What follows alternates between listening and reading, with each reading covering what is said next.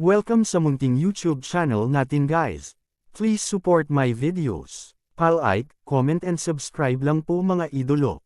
Maraming salamat po. Story Present, Myriad World Inventory Box. Kabanata 2771. Naniniwala ang unang prinsipe na siya ang pinakatanyag sa lahat ng mga prinsipe na hindi natanggap ni Prinsesa Chi. Siya rin ang may pinakamalaking pag-asa na umakyat sa trono. Sa makatuwid, sa panahong ito, kahit na siya ay nababalisa na hindi niya makilala si Prinsesa Chi, siya ay nasa sabik. Lalo na matapos malaman na inalis na ni Prinsesa Chi ang ikawalong prinsipe at mas mababa ang kalaban niya, mas naging masaya ang unang prinsipe. Dahil din dito ay maganda ang kanyang kalooban nang makita niya ang ikawalong prinsipe. Sa opinyon ng unang prinsipe, ang iba pang mga prinsipe ay potensyal na kalaban. Kahit na pakiramdam niya ay siya ang may pinakamaraming pag-asa, may pag-asa rin ang ibang mga prinsipe. Sa makatuwid, hindi maganda ang pakikitungo ng unang prinsipe sa iba pang mga prinsipe. Kahit gawin niya, pipilitin niya itong palabasin. Gayunpaman, ito ay naiiba para sa ikawalong prinsipe. Ang ngiti sa mukha ng unang prinsipe ay mula sa kaibuturan ng kanyang puso. Sa kanyang palagay, kung mayroong isang prinsipe na hindi makaakyat sa trono, tiyak na ito ay ang ikawalong prinsipe. Dahil naalis na siya ni Prinsesa Chi, hindi na niya kaaway ang 8th Prince.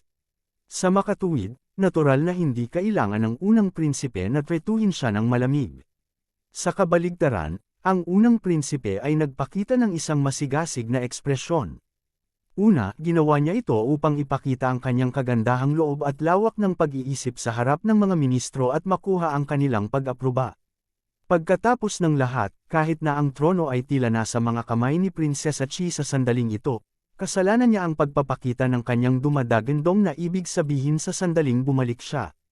Kaya naman, natural na humanga sa kanya ang iba. Gayunpaman, hindi ito nangangahulugan na ang mga opinyon ng mga ministro ay ganap na walang silbi. Sa katunayan, ang mga opinyon ng mga ministro ay lubhang kapaki-pakinabang.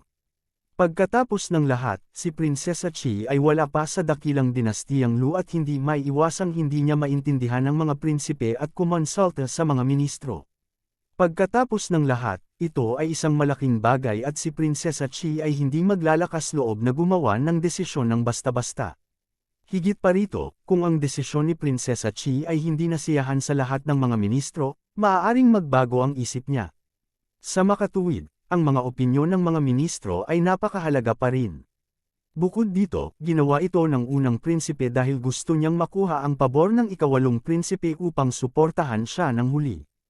Ang pagkakaroon ng suporta ng isang prinsipe ay napakahalaga din dahil ito ay madaragdagan ang kanyang mga pagkakataong magtagumpay sa huli. Sa oras na ito, tiyak na nakatanggap ng suntok ang ikawalong prinsipe. Kung magpakita siya ng pag-aalala para sa kanya sa oras na ito, tiyak na sandal siya sa kanya. Oo nga, gaya ng inaasahan ng Crown Prince, ngumiti sa kanya ang 8th Prince matapos marinig ang kanyang pagbati. Bagamat medyo pilit ang ngiti na ito, lubos na naiintindihan ng Crown Prince. Kung maalis man siya, hindi rin siya mapapangiti. Para sa 8th Prince na magkaroon ng ganitong uri ng pagganap ay napakahusay na. Higit pa rito, napansin din ng unang prinsipe na ang mga nakapaligid na opisyal ay nakatingin sa kanya ng may higit na kasiyahan. Dahil dito, lalo pang nasiyahan ang unang prinsipe. Hoy, hindi ba ito Old 8? Nabalitaan kong pumunta si Prinsesa Chi sa kinaroroonan ng iyong ina at nakita ka pa. Ikaw ang unang prinsipe na nakita ng kataas-taasang Prinsesa Chi. Pambihira ka talaga, hindi ka namin makita kahit gusto namin. Dapat ba namin kayong batiin? Ang ikatlong prinsipe sa gilid ay hindi katulad ng iniisip ng Crown Prince, dahil direktang kinukutya niya ang ikawalong prinsipe. Karaniwang, mababa ang tingin ng ikatlong prinsipe sa ikawalong prinsipe, lalo na't ang imperial concubine na si Li ay hindi nagustuhan ng emperador. Nagbigay ito ng higit na kumpiyansa sa ikatlong prinsipe na maliitin at ay bully pa ang 8th Prince. Ngayong alam na niyang naalis na ang 8th Prince, natural na hindi palalampasan ng 3rd Prince ang pagkakataong ito na murahin at atakihin ang 8th Prince. Napangiti lang ang ikawalong prinsipe, ngunit agad itong natigilan sa mukha. Kung tutuusin, ang bagay na ito ay isang malaking dagok sa kanya. Kung normal lang ang relasyon ni Prinsesa Chi kay Imperial Concubine Li, At kung hindi nakita ni Prinsesa Chi ang Imperial Concubine Li at hindi siya nakita, marahil ay hindi niya ito masyadong inisip. Kahit na sa huli, isa na namang prinsipe ang umakyat sa trono, hindi siya masyadong emosyonal. Pagkatapos ng lahat, siya at ang kanyang Imperial Concubine na ina ay karaniwang may mababang katayuan sa palasyo ng Imperial. Ito ay lubos na nauunawaan na hindi na siya maaaring sumulong pa. Ngunit ang masama ay medyo maganda ang relasyon ni Prinsesa Chi sa Imperial Concubine Li. Gayun din, pinuntahan niya si Imperial Concubine Li at nakilala siya. Ito ang naging dahilan upang maging masigla ang isipan ng ikawalong prinsipe, at natural na mas marami siyang inaasahan. Sa ganitong sitwasyon, kung nalaman niyang na-eliminate na siya, talagang malaking dagok ito sa kanya. Noong una, ayaw isipin ng 8th Prince ang bagay na ito. Ngayon, gayunpaman, ito ay pinalaki ng ikatlong prinsipe. Natural lang na ito ang naging dahilan para lalong hindi komportable ang puso niya. Old Third, bantayan mo ang iyong mga salita. Lahat tayo ay magkakapatid. Pansinin mo ang iyong mga salita. Pinagalitan siya ng panganay na prinsipe na may mahigpit na ekspresyon. Sa totoo lang, namumulaklak na sa tuwa ang puso ng panganay na prinsipe. Ang kalokohan ng ikatlong prinsipe ay nagmukhang mas maganda ang kanyang naunang pagganap. Nagtiwala siya na nakita na ng mga opisyal ang kilos ng dalawa. Natural na alam ng mga opisyal na iyon kung kaninong performance ang medyo mas maganda.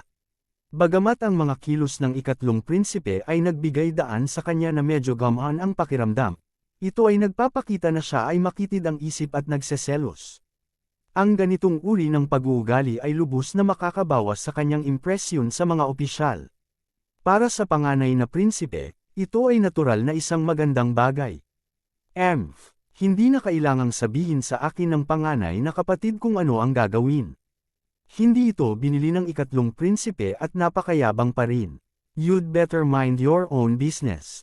Narinig kong nagpadala ka ng mga tao sa mga silid ni Prinsesa Chi 8 beses sa isang araw. Sa huli, hindi mo man lang nakita si Prinsesa Chi ni minsan. Hindi ba dapat nag-iisip ka ng iba pang paraan para makatanggap ng pabor sa ating Prinsesa Chi ngayon? Matapos mailantad sa publiko ng ganito, ang panganay na prinsipe, na orihinal na lihim na nakakaramdam ng saya, ay agad na nagdilim sa kanyang mukha. Hindi niya akalain na hindi siya bibigyan ng mukha ng kanyang ikatlong kapatid at magsasabi ng ganoon sa publiko.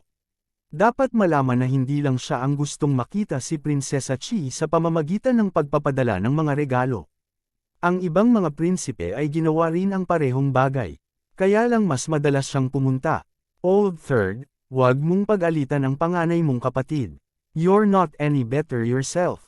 Sa sandaling ito, nagsalita rin ang ikaapat na prinsipe. Nabalitaan ko na kinuha mo pa nga ang iyong mahalagang makinang na perlas mula sa Western Sea Nation at gusto mong ibigay ito kay Prinsesa Chi. Iyon ay ipinagkaloob sa iyo ng yumaong emperador at palagi mo itong pinagmamalaki. Hindi ko inaasahan na papayag kang kunin ito sa pagkakataong ito. Talagang mapagbigay iyon sa iyo. Namula ang mukha ng ikatlong prinsipe. Hindi niya inaasahan na kahit na ginawa niya ito ng maingat, nalaman pa rin ng kanyang ikaapat na prinsipe. Baka may spy sa tabi niya. Nagtanim ba ang kanyang pang-apat na prinsipe ng isang taong manektik sa kanya? Habang iniisip ito ng ikatlong prinsipe, mas naramdaman niyang napakataas ng posibilidad na ito. Kabanata 2772. Sa pagdagdag ng ikaapat na prinsipe, lalong tumindi ang pag-aaway ng mga prinsipe. Inilalantad ng lahat ang pagkukulang ng isa't isa, sinusubukang salakayin ang isa't isa at suruan ang imahe ng isa't isa. Maging ang unang prinsipe, na noon pa man ay gustong mapanatili ang magandang imahe, ay sumama sa sandaling ito at inatake ang iba pang mga prinsipe. Sa lahat ng mga prinsipeng naruroon, tanging ang ikawalong prinsipe ang nanatiling tahimik. Masasabing nagsimula ang away na ito dahil sa kanya, pero hindi siya sumali. Una, ayaw niyang makisali sa ganitong klaseng bagay. Pangalawa, ang ibang mga prinsipe ay ganap na hindi pinansin ang kanyang pag-iral. Inilalantad nila ang mga pagkukulang ng isa't isa upang masira ang imahe ng isa't isa at mabawasan ang posibilidad na sila ay umakyat sa trono. Dahil ang ikawalong prinsipe ay inalis na ni Prinsesa Chi, ang kanyang imahe ay hindi na mahalaga. Kaya naman, hindi na kailangang sirain ng iba ang kanyang imahe. Malapit din sa kanila ang 8th Prince. Wala talaga siyang mood na makisali sa walang kwentang bagay na ito at gusto lang niyang mapag-isa sandali. Ang pag-aaway sa pagitan ng mga prinsipe ay natural na nakakuha ng atensyon ng mga ministro sa pangunahing bulwagan. Pagkatapos ng lahat, ang mga taong ito ay pawang mga prinsipe at may mga pambihirang katayuan. Ngunit ngayon, ang bawat isa sa kanila ay kumikilos tulad ng isang shrew sa kalye. Nakakaloka talaga. Habang ang mga prinsipe ay lalong nag-aaway, ang paksa ay inilipat mula sa Castilla siyang Prinsesa Chi patungo sa ibang mga bagay. Sa sandaling ito lamang napagtanto ng mga ministro na ang mga prinsipeng ito ay talagang nakagawa ng napakaraming kasuklam-suklam na mga bagay ng palihim. Talagang hindi nila nakikita ang mga ito ng normal. Dumating na ang kanyang kamahalan. Dumating na ang kanyang kataas-taasang Prinsesa Chi. Panipi. Nang mahigpit na nag-aaway ang mga prinsipe, biglang sumigaw ang Beitang sa Grand Hall. Pagkatapos, biglang tumahimik ang nag-aaway na mga prinsipe. Namalaya na lamang nila na nasa Grand Hall na sila ngayon at malapit nang dumating si Princess Chi. Kung nakita sila ni Prinsesa Chi na ganito, maaaring wala siyang magandang impresyon sa kanila. Sa makatuwid, ang lahat ay tumigil sa pag-aaway. Gayunpaman, hindi pa rin sila nagkita-kita sa isa't isa at walang sinabi. Sa sandaling ito, ay naalaya ni Prinsesa Chi ang maliit na emperor habang sila ay umaakyat. Ang maliit na emperor ay nakaupo sa dragon throne habang si Prinsesa Chi ay nakaupo sa upuan sa tabi niya. Napatingin ang lahat sa direksyon ng trono ng dragon. Maraming tao ang nauunawaan sa kanilang mga puso na ang maliit na emperador ay hindi makakaupo dito ng matagal. Malapit nang mapalitan ang posisyong iyon. Nang tumingin ang mga prinsipe sa Dragon Throne, ang kanilang mga mata ay napakaliwanag at napakainit. Lahat sila ay nagnanais na makaupo sa ganoong posisyon. Sa pamamagitan lamang ng pag-upo sa ganoong posisyon maaari silang maging pinakamakapangyarihang tao sa Great Lu Dynasty. Isa lang ang upuan, at isang tao lang ang pwedeng umupo doon. Kaya naman, nagkatinginan ang mga prinsipe, at ang puot sa kanilang mga mata ay lalong naging halata. Matapos maupo ang maliit na emperador, nagsimulang lumuhad ang lahat at magbigay galang. Maging ang mga prinsipe ay ganoon din.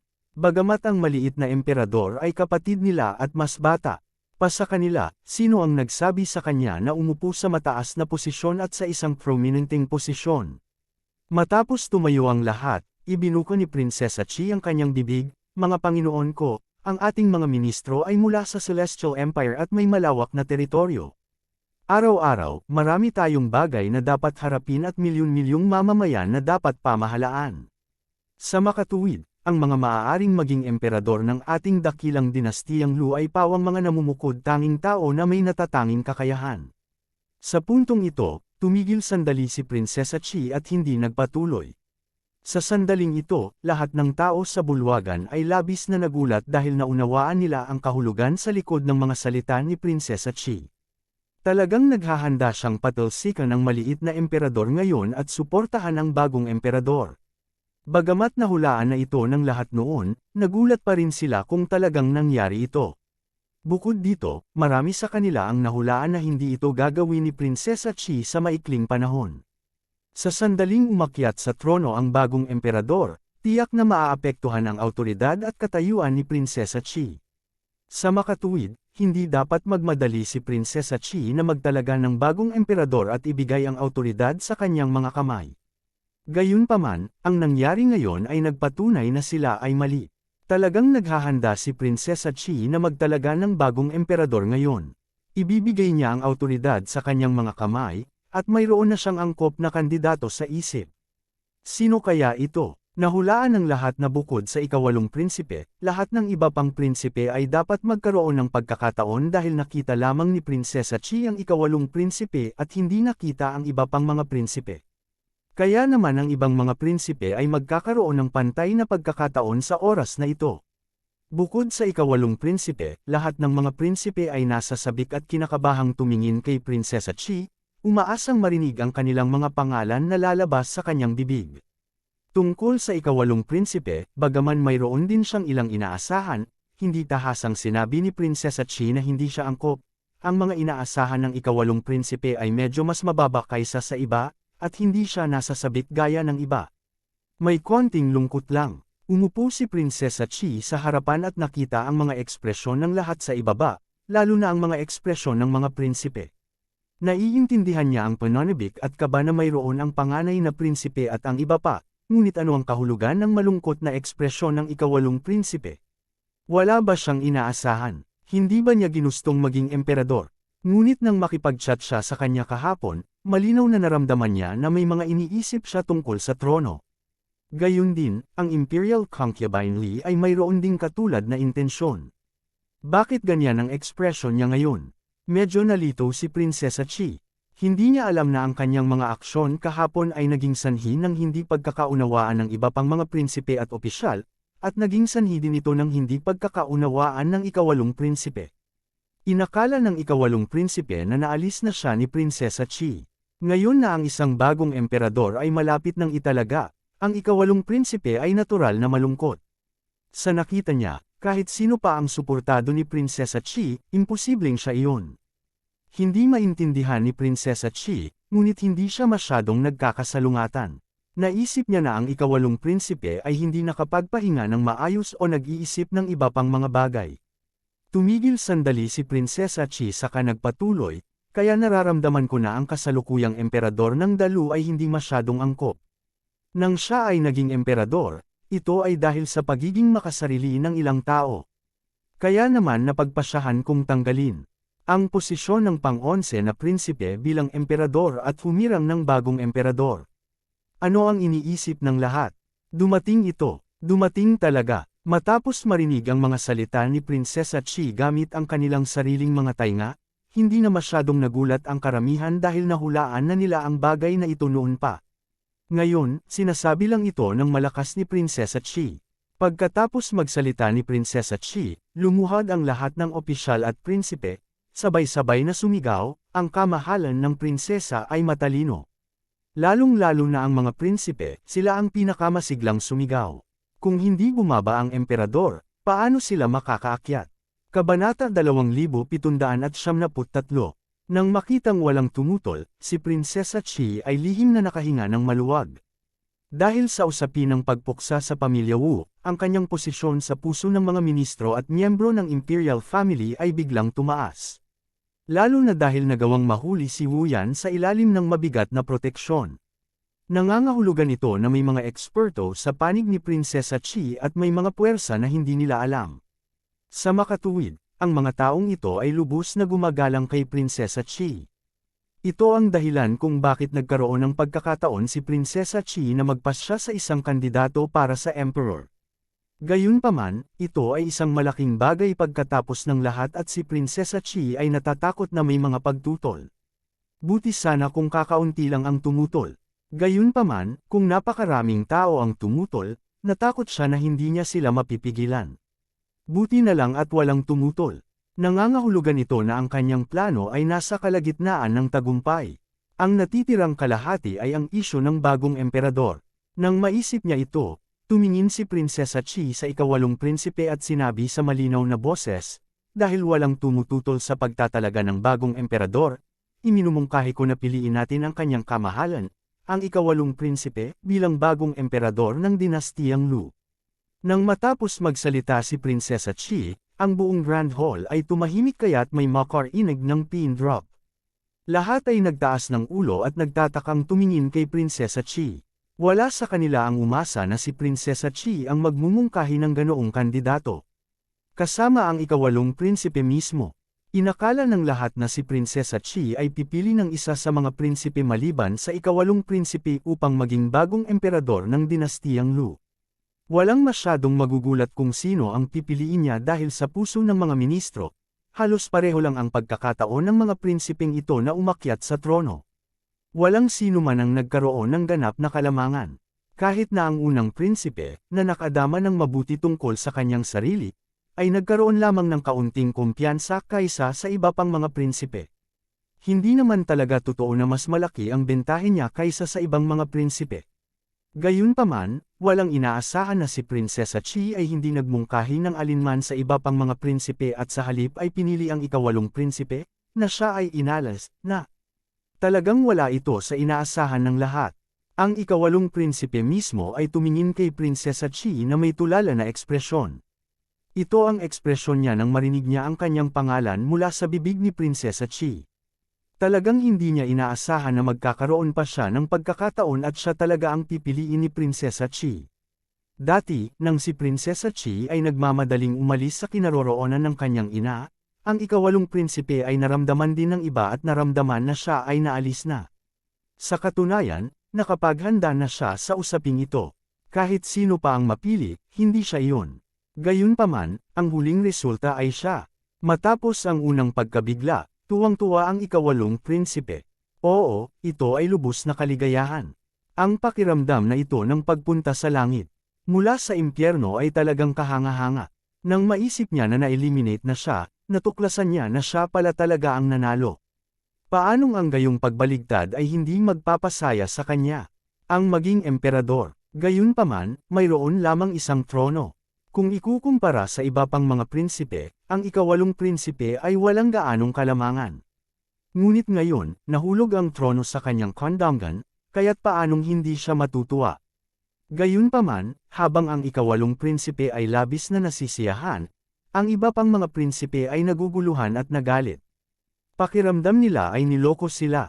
Bago binanggit ni Prinsesa Chi ang pangalan ng ikawalong prinsipe, inisip nilang lahat na maaaring sila ang mapili at naramdaman nilang may malaking kalamangan sila. Gayunpaman, hindi sila pinili ni Prinsesa Chi sa huli at pumili ng isang tao na sa tingin nila ay naalis na. Paanong hindi sila magagalit at magagalit? Sa katunayan, naramdaman pa nila na sila ay nalinlang. Ito ay lumabas na pagkatapos na makilala ni Prinsesa Chi ang ikawalong prinsipe, hindi niya ito inalis. Sa halip, pinili na siya nito. Iyon ang dahilan kung bakit hindi nakipagkita si Prinsesa Chi sa iba pang mga prinsipe. Iyon ang dahilan kung bakit nagpasya si Prinsesa Chi na ipahayag ang bagay na ito sa korte ngayon. Ano ang hindi napagkasundoan ng dalawang panig? Ano ang naalis na ang ikawalong prinsipe? Ang lahat ng ito ay kasinungalingan. Sila ay mga kasinungalingan na ang ikawalong prinsipe at Prinsesa Chi ay nagtulungan upang magsinungaling. Sa pag-iisip kung paano nagkunwaring nasaktan ang ikawalong prinsipe matapos maalis, naramdaman ng mga prinsipe na hindi na nila kayang pigilan ang galit sa kanilang mga puso. Naniniwala sila na sadyang ginawa ito ng ikawalong prinsipe matapos malaman na siya ang napili. Gusto niyang makipaglaro sa kanila at makita silang gumawa ng kalokohan. Paanong hindi alam ng taong sangkot ang tungkol sa pagpili ng emperador? Paanong madaling sumuko si Prinsesa Chi sa kapangyarihan sa kanyang mga kamay? Dapat ay nagkaroon ng kasunduan ng magkabilang panig bago magdesisyon sa usaping ito. Iyon ang dahilan kung bakit malamang na alam na ng 8th Prince ang tungkol sa mga resulta noon pa man. Gayunpaman, sa ganitong uri ng sitwasyon, gusto pa rin ng 8th Prince na kumilos para makita nila. Gusto niyang makita silang nagpapakatanga. Kahit na nagmamadaling umalis si Prinsesa Chi sa tirahan ni Imperial Concubine Li, gawa lang ang lahat. Iyon ay para sa kapakanan ng panlilinlang sa kanila. Habang iniisip ito ng mga prinsipeng ito, lalo silang naguguluhan. Dahil din sa ganoong pag-iisip nila ay labis silang nagalit kay Prinsesa Chi at sa ikawalong prinsipe. Hindi ba ito medyo hindi nararapat? Bakit siya? Anong karapatan niya? Bakit hindi ako? Ang galit na panganay na prinsipe ay nawalan ng ilan sa kanyang pangangatuwiran. Pagtaas ng kanyang ulo, galit niyang tinanong si Prinsesa Chi. Kung ang nakatayo sa itaas ay si Wu Yan, kung gaano man kawalang kasiyahan ang panganay na prinsipe, hindi siya maglalakas loob na ipahayag ito dahil ang kapangyarihan at awtoridad ni Wu Yan ay nahihigitan na ng isang prinsipe na katulad niya. Gayun din, si Wu Yan ay nakatayo ng mataas sa hukuman ng dalu sa loob ng maraming taon.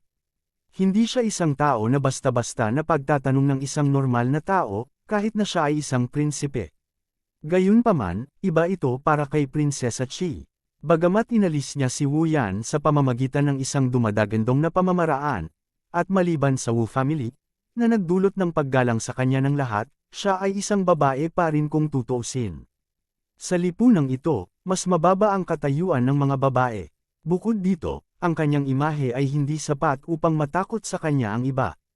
Naisip ng Crown Prince na ang kanyang katayuan ay hindi mas mababa kaysa kay Prinsesa Chi. Hindi niya ito pinabulaanan noon dahil tinulungan siya nitong umakyat sa trono. Gayunpaman, pinili talaga ni Prinsesa Chi ang ikawalong prinsipe para maging emperador. Dahil dito, hindi na ito kayang tiisin ng Crown Prince. Lalo na nang akala niya ay niloloko siya ng kabilang partido at tinutuya siya, wala nang pakialam ang Crown Prince. Kaya, hindi siya nakapagpigil at direktang nagtanong kay Prinsesa Chi. Tama, bakit siya pa? Isa siyang taong walang kakayahan. Anong karapatan niya para maging emperador ng Dalu? Tama na yan, tutol din ako. Panipi, sa pangunguna ng panganay na prinsipe, nagpahayag din ng pagtutol ang ibang mga prinsipe. Puno ng galit at kawalang kasiyahan ang kanilang mga mukha. Halatang hindi sila nasisiyahan sa ayos ni Princess Chi. Tungkol naman sa mga ministro, anuman ang kanilang iniisip, wala silang sinabi sa sandaling ito. Una, ayaw nilang makisali. Kung hindi, kung tumindig sila sa maling panig sa huli, ito ay isang sakuna para sa kanila. Pangalawa, ang mga prinsipe ang tumututol.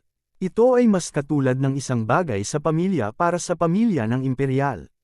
Naturally, hindi nila ito lugar para magsabi ng anuman. Kabanata 2774. Sa sitwasyong ito, si Prinsesa Chi ay medyo nataranta. Kung tutuusin, ito ay tulad ng iniisip ng iba. Si Prinsesa Chi ay isa lamang prinsesa sa palasyo ng imperial na hindi pamilyar sa mga paraan ng mundo at hindi nakaranas ng anumang bagay na mahalaga. Ngayon, bigla siyang tiningnan ng napakaraming prinsipe na may galit. Para sa kanya, medyo pressure ito. Gayunpaman, mabilis na kumalma si Prinsesa Chi dahil ang ganitong sitwasyon ay isang bagay na inaasahan na niya. Bagamat nakakuha siya ng ilang prestihiyo dahil sa usapin ng pagpuksa sa pamilyang Wu, hindi lahat ay kumbinsido sa kanya. Bukod dito, ito ay isang pangunahing bagay na may kinalaman sa trono. Napaka-normal para sa mga tao na magkaroon ng iba't ibang opinyon, lalo na ang mga prinsipe. Bilang mga prinsipe, sino ang hindi gustong maging emperador at maging isang pag-iral na higit sa lahat? Masasabing ang lahat ng mga prinsipe ay may ganoong pag-iisip, at ang mga prinsipe na ito ay walang anumang halatang pakinabang. Kahit sino sa kanila ay maaaring maging emperador. Sa madaling salita, walang makukumbansi kung sino ang naging emperador, at sasalungat sila rito. Hindi naman kasi nila akalain na matatalo sila sa eleksyon. Sa makatuwid, kahit na ang taong pinili ni Prinsesa Chi ay hindi ang ikawalong prinsipe, ang ibang mga prinsipe ay magtataas pa rin ng pagtutol. Gayunpaman, ang posisyon ng 8th Prince ay maaaring mas mababa ng kaunti kaysa sa 8th Prince, kaya mas matindi ang pagtutol ng ibang mga prinsipe. Sa asensya, walang gaanong pagkakaiba, dahil din dito mabilis na kumalma si Prinsesa Chi. Sa pagtingin sa mga prinsipe, sinabi niya, sa tingin mo ba ay angkop ka? Lahat ng mga prinsipe ay tumango. Sa panahong ito, hindi ito ang panahon para maging mahinhin. Sino pa ba ang nakakaramdam na mas masahol pa sila sa iba? Gayunpaman, medyo nababalisa ang ikawalong prinsipe. Sa wakas siya ay napili ni Prinsesa Chi na may matinding kahirapan. Bakit parang may mali sa oras na ito? Siyempre, hindi niya ginustong may mangyari na aksidente. Kaya lang, bagamat balisa ang ikawalong prinsipe, wala siyang magagawa. Dahil ang Imperial Concubine Li ay may mababang posisyon sa panloob na palasyo, ang kanyang posisyon ay hindi rin masyadong mataas. Kaya naman walang masyadong opisyal na malapit sa kanya. Sa mga prinsipe, wala siyang gaanong masasabi. Masasabing umakyat man siya sa trono o hindi ay ganap na nakasalalay sa opinyon ni Prinsesa Chi. Sa suporta ni Prinsesa Chi, makakaasa pa rin siyang umakyat sa trono. Kung wala siyang suporta ni Prinsesa Chi, wala siyang pag-asa na umakyat sa trono. Sa makatuwid, kahit na magsalita siya sa sandaling ito, hindi ito magkakaroon ng anumang epekto. Ang tanging magagawa niya ay ang sabik na pag-asa na si Prinsesa Chi ay mananatili sa kanyang sariling opinyon at hindi madamay ng ibang mga prinsipe. Nararamdaman ninyong lahat na bagay kayo, ngunit iisa lang ang trono. Kahit sino pa ang piliin ko, naniniwala akong lahat kayo ay tutol dito, patuloy ni Prinsesa Chi. Walang sinabi ang mga prinsipe. Malinaw na sinabi ni Prinsesa Chi ang kanilang isipan. Ngunit sa tingin mo ba ay mas malakas ka kaysa sa ikawalong prinsipe?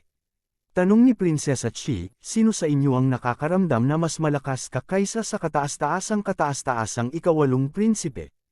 Paano ka mas malakas? Sabihin mo sa akin. Mas magaling akong humawak ng mga usaping pampulitika kaysa sa kanya, sabi ng unang prinsipe. Magaling din akong mag-handle ng political affairs, sabi din ng third prince. Malinaw, ang pinakamahalagang bagay para sa isang prinsipe ay ang pangasiwaan ng mga gawaing pampulitika. Kung tungkol sa iba pang mga bagay, sila ay pandagdag lamang. Politika. Hindi nagbago ang ekspresyon ni Prinsesa Chi habang sinabi niya, sa ngayon, ang mga usaping politikal na higit na kailangang pangasiwaan ng ating dakilang dinastiyang Lu ay ang mga puwersang rebelde sa loob ng ating mga hangganan. Paano naman ito, dahil pakiramdam ninyong lahat ay napakahusay ninyo, kung gayon ang bawat isa sa inyo ay mamumuno sa isang grupo at pumili ng isang lungsod. Natahimik ang lahat sa palasyo. Maliwanag, wala sa kanila ang umasa na gagawin ito ni Prinsesa Chi. Sa katunayan, ginawa ito ni Prinsesa Chi dahil pinaalalahanan siya ni Huang Feng. Siya man o si Huang Feng, pareho silang umasa na tiyak na may ilang mga prinsipe na sasalungat kay Prinsesa Chi pagkatapos niyang piliin ang ikawalong prinsipe. Sa kasalukuyang kapangyarihan at impluwensya ni Prinsesa Chi, hindi imposible para sa kanya na sugpuin ang lahat ng magkasalungat na opinyong ito. Gayunpaman, ang paggawa nito ay mag-iiwan ng maraming nakatagong panganib. Noong una, naisip ni Prinsesa Chi na napakadali para sa kanya na magpasya kung kanino ang trono sa kanyang kasalukuyang prestihiyo sa Great Lu Dynasty. Gayunpaman, pinaalalahanan siya ni Huang Feng na kahit na ang iba pang mga prinsipe ay kumbinsido sa ibabaw, hindi maiiwasan na magkaroon sila ng ibang mga iniisip ng pribado. Tulad ng para sa mga ministrong iyon, kahit na hindi nila kalabanan ang ikawalong prinsipe sa ibabaw, maaaring hindi sila tunay na naniniwala sa ikawalong prinsipe. Pagkatapos ng lahat, ang ikawalong prinsipe ay hindi nagpakita ng marami sa kanyang kakayahan dati. Pagkatapos ng paalala ni Huang Feng, napagtanto ni Prinsesa Chi na minamaliit niya ang sitwasyon. Dapat malaman na binalak niyang umalis kasama si Huang Feng pagkatapos maayos ang mga usapin dito. Sa oras na iyon, nang hindi niya pinipigilan ang sitwasyon, kung ang ibang mga prinsipe at mga ministro ay sasalungat sa ikawalong prinsipe at susuwayin ang kanyang mga utos, hindi ba niya sasaktan ang ikawalong prinsipe at ang dakilang dinastiyang Lu? Marahil ay mahuhulog ang dakilang dinastiyang Lu sa panloob na alitan dahil dito. Sa makatuwid, tiyak na hindi nila maingat na tulungan ang ikawalong prinsipe sa entablado. Pagkatapos nito, iminungkahi ito ni Huang Feng sa kanya. Hindi man lang ito inisip ni Prinsesa Chi at pumayag ito. Para kay Prinsesa Chi at sa dakilang dinastiyang Lu, ito ay isang ideya na maaaring pumatay ng 2 ibon sa isang bato. Hindi lamang nila mapipili ang bagong emperador ng dakilang dinastiyang Lu, ngunit maaari din nilang sugpuin ang mga rebelde sa loob ng mga hangganan. Paano makatutol si Prinsesa Chi? Ang dahilan kung bakit iminungkahi ito ni Huang Feng ay dahil naisip niya ang mga nakaraang aksyon ng matandang emperor ng Wind Absolute Country. Sa katunayan, hindi mali ang ginawa ng matandang emperor ng Wind Absolute Country. Gayunpaman, nakatagpo nila si Huang Feng, na isang malaking variable, na humantong sa pagkabigo ng kanyang plano. Kung hindi, sa lakas ng Wind Absolute Country, kahit nahatiin nila ang kanilang mga tropa, magagawa pa rin nilang lipulin ang ibang mga bansa sa labas ng hangganan. Ang matandang emperor ng Wind Absolute Country ay makakapili rin ng pinakaangkop na tao upang maging emperador. Gayunpaman, nagkataon lang na nakatagpo nila si Huang Feng. Matapos itong imungkahi ni Huang Feng, natakot din siya na ang parehong sitwasyon ay mangyayari sa Great Lu Dynasty bilang Wind Absolute Country. Dapat malaman na ang hukbo ng dakilang dinastiyang Lu ay walang gaanong kalamangan sa pagharap sa mga rebelde.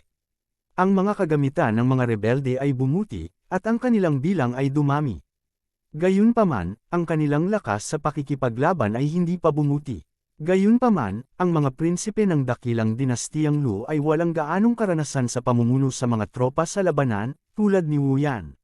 Sa makatuwid, talagang natakot si Huang Feng na sila ay maging katulad ng Wind Absolute Country at isa-isang matatalo ng mga rebelde. Kung ganoon, hindi niya tutulungan si Prinsesa Chi at ang dakilang dinastiyang Lu, ngunit sa halip ay sasaktan sila.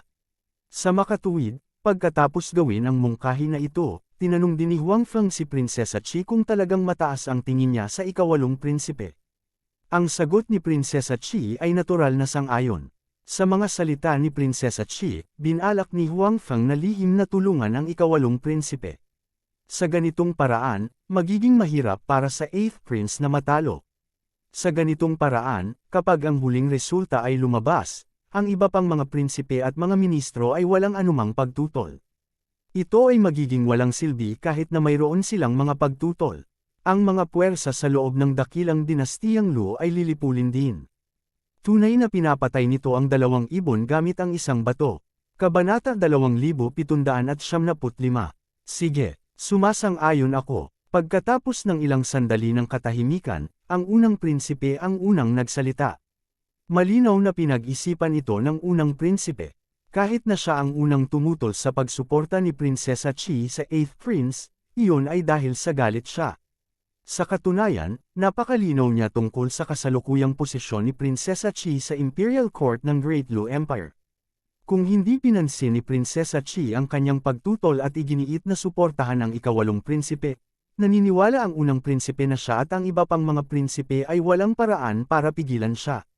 Marahil ay magdadalawang isip ang mga ministro sa korte ng imperial, ngunit sa bandang huli, walang lalabas na tatutol. Pagkatapos ng lahat, ang makapangyarihang si Wu Yan ay hinarap ni Prinsesa Chi. Hindi iisipin ng mga ministrong iyon na mas makapangyarihan sila kaysa kay Wu Yan. Sa makatuwid, hanggat iginiit ni Prinsesa Chi ang kanyang opinyon, ang pag-akyat ng ikawalong prinsipe sa trono ay hindi mapipigilan. Ang tanging magagawa ng unang prinsipe ay ang magalit sa kanyang puso. Kasabay nito, susundin lamang niya ang ilan sa mga utos ng 8th Prince sa publiko ngunit susuwayin ito ng pribado. Gayunpaman, iminungkahi na ngayon ni Prinsesa Chi na matukoy ang pagmamay-ari ng trono batay sa kanilang sariling mga kakayahan. Nagbigay ito ng pag-asa sa unang prinsipe. Kung tutuusin, tiwala siya sa sarili niyang kakayahan. Wala siyang choice kundi magtiwala. Bilang unang prinsipe ng dakilang Lu Empire, ang kapaligiran kung saan siya lumaki ay nagpasya na ang kanyang mga tainga ay mapupuno ng lahat ng uri ng papuri. Sa makatuwid, siya ay palaging napakatiwala. Higit pa rito, ito ay talagang isang pagkakataon. Ito ay mas mahusay kaysa sa Prinsesa Chi na direktang sumusuporta sa 8th Prince, tama ba? Pumayag din ako, sumasang-ayon ako. Sa sandaling ito, nag-react din ang ibang mga prinsipe at sunod-sunod na nagsalita. Tulad ng unang prinsipe, lubos silang nagtitiwala sa kanilang sariling mga kakayahan at nadama na tiyak na magagawa nilang manalo laban sa iba. Natural, hindi nila bibitawan ang pagkakataong ipaglaban ang posisyong iyon. Sa sandaling ito, kung tatutol sila sa mungkahi ni Prinsesa Chi, direkta niyang susuportahan ang ikawalong prinsipe sa galit. Kung ganoon, wala silang magagawa para pigilan ito. Sa makatuwid, ang ideya ni Prinsesa Chi ay lubhang kapaki-pakinabang sa kanila.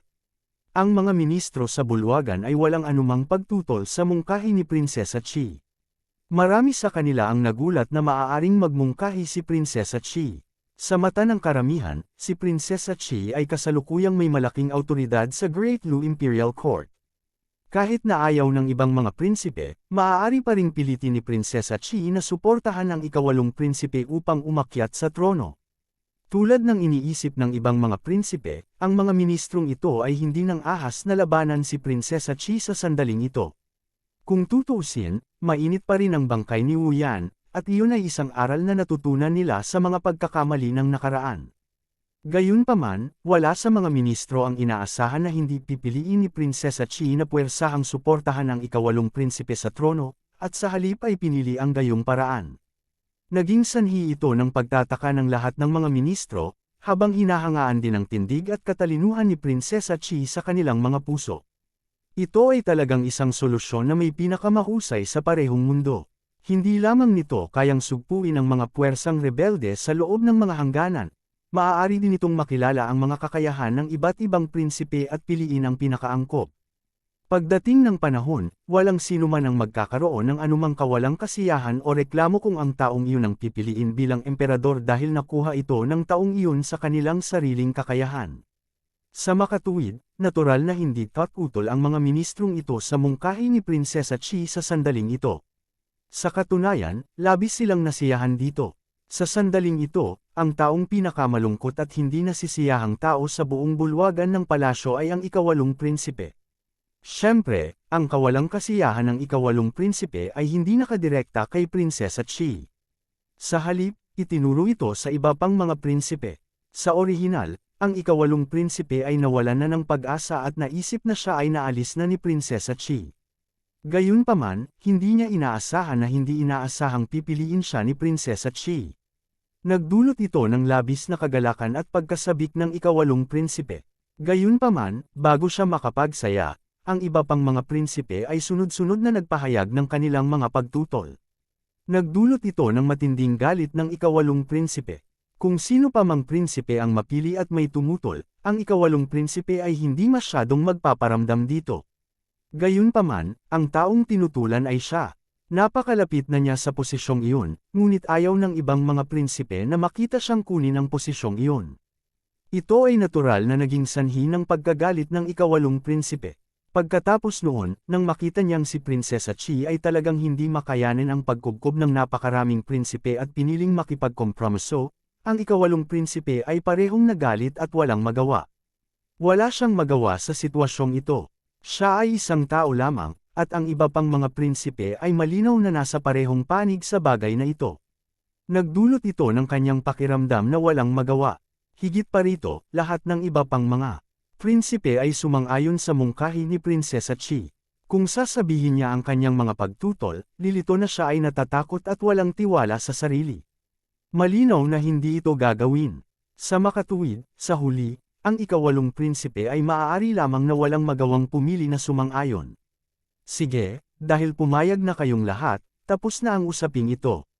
Sabi ni Princess Chi, natural, walang tumutol. Sa sandaling ito, biglang tumakbo ang isang messenger mula sa labas at sumigaw mula sa malayo, "Urgent!" Nagulat ang lahat sa hall. Upang magamit ang kagyat, ito ay malinaw na isang napakakagyat na bagay. Para sa kasalukuyang dakilang dinastiyang Lu, ang pinakakagyat na bagay ay natural na ang mga puwersang rebelde sa loob ng mga hangganan nito. Baka may nangyari doon. Lahat ay may masamang pakiramdam sa kanilang mga puso. Tamang-tama, nang ang sundalo ay pinayagang pumasok sa bulwagan, sinabi niya sa lahat ang isang napakasamang balita. Iyon ay, ang hukbong nasa harapan ay muling natalo ng mga puwersang rebelde sa pamumuno ni Wang Cheng. Sa pagkakataong ito, kahit na ang pagkatalo ay hindi kasing sakit ng pagkatalo ni Wu Yan, ito ay isang matinding pagkatalo pa rin.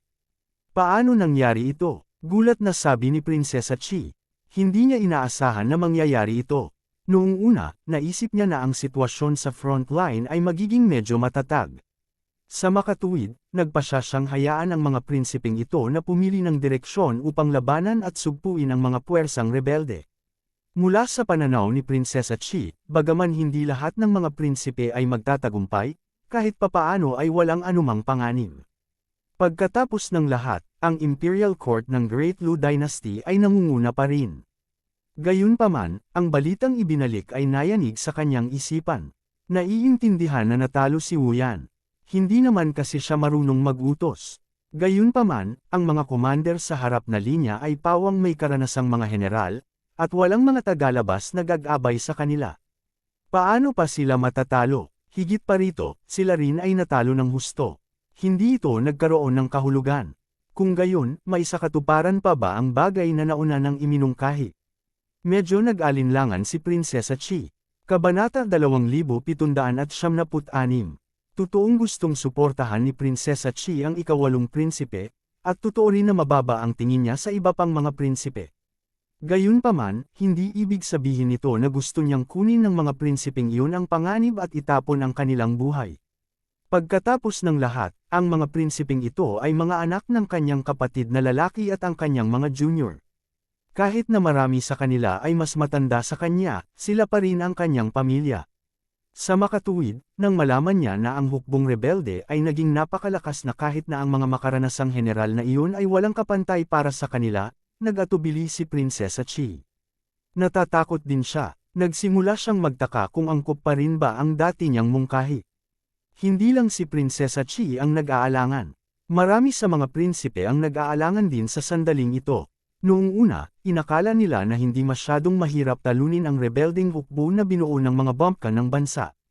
Bagamat hindi kayang talunin ng imperial na hukbo ng kanilang dakilang Lu Dynasty ang hukbo ng Wind Nation sa labas ng pass, hindi magiging problema ang pagharap sa mga bumpkan ng bansang iyon. Gayunpaman, nang dumating ang naturang balita, ito ay nagpatibok ng kanilang mga puso na parang tambol. Bagamat sila ay lubos na nagtitiwala sa kanilang sariling mga kakayahan, nang marinig nila na ang mga bihasang general ay nabigo, sila ay nag-alinlangan. Ang bagay na ito ay tila hindi masyadong ligtas. Kung pinamunuan nila ang kanilang hukbo at natalo, nahuli, at nahulog sa mga kamay ng mga bumpkan ng bansang iyon, hindi ba? Sila magkakaroon ng malaking problema. Hindi ba ito magiging banta sa buhay? Ang mga prinsipe na palaging pinahahalagahan ang kanilang buhay ay nakaramdam ng kaunting pangamba at pag-aalinlangan sa sandaling ito. Gayunpaman, hindi ito dapat ipagtaka. Tell me, anong nangyayari? Tumingin si Prinsesa Chi sa messenger na may hindi magandang tingnan. Ang kanyang ekspresyon ay pangit hindi lamang dahil ang kanyang nakaraang mungkahi ay maaaring hindi angkop, ngunit higit sa lahat, ang lakas ng rebelding hukbo ay tumaas ng husto pagkatapos ng dakilang tagumpay na ito. Kung naisip ni Prinsesa Chi na hindi magiging mahirap para sa hukbong imperial na talunin ang hukbo ng mga rebelde noon, wala siyang kumpiyansa ngayon. Ang lakas ng rebelding hukbo ay naging napakalakas kaya nakaramdam ng matinding banta si Prinsesa Chi. Bigla niyang napagtanto na kung ang bagay na ito ay hindi mapangasiwaan ng maayos, kung gayon ang dakilang dinastiyang Lu ay maaaring nasa panganib. Bilang prinsesa ng Great Lu Dynasty, natural na ayaw niyang mangyari iyon. Mabilis na iniulat ng messenger ang alam niyang impormasyon. Napakatahimik ng buong hall. Hindi alintana kung ang mga prinsipe o ang mga ministro, wala ni isa sa kanila ang nagsalita. Sa sandaling ito, lahat sila ay tahimik na nakikinig sa pagsasalaysay ng mensahero. Kasunod ng pagsasalaysay ng mensahero, alam ng lahat ang nangyari. Masasabing natalo na naman ang hukbong imperial ng dakilang dinastiyang Lu dahil sa kanilang pagiging pabaya. Kung wala ang bulag na utos ni Wu Yan, ang pag-atake ng imperial na hukbo sa hukbong rebelde ay higit na naging maayos. Magkasunod silang nanalo sa ilang laban. Dahil dito, medyo naging kampante ang mga general. Nadama nila na ang rebelding hukbo ay kaya-kaya lamang at magagawa nilang lipulin at supilan sila sa lalong madaling panahon. Sa sandaling ito, ang pinuno ng rebelding hukbo, si Wang Cheng, ay nagpadala ng isang tao upang ihatid ang kanyang intensyon na sumuko. Ang mga general ay hindi nagduda sa mga salita ni Wang Cheng. Sa kanilang opinyon, ang rebelding hukbo ni Wang Cheng ay natalo ng ilang sunod-sunod na labanan at nagdusa ng maraming casualty. Ito ay lubos na naiintindihan na gusto niyang sumuko sa oras na ito. Hindi nila tinanggihan ang pagsuko ni Wang Cheng. Kung ang hukbong rebelde ay maaaring gumawa ng inisyatiba upang sumuko, kung gayon ang hukbo ng imperial ay magkakaroon din ng mas kaunting pagkalugi. Sa makatuwid, ang mga general ay handa na tanggapin ang pagsuko ni Wang Cheng. Gayunpaman, ang hindi nila inaasahan ay ayaw talagang sumuko ni Wang Cheng. Ang dahilan kung bakit siya nag-propose na sumuko ay para lang bumili ng oras. Kasabay nito, gusto niyang manhid ang mga general upang sila ay maging pabaya.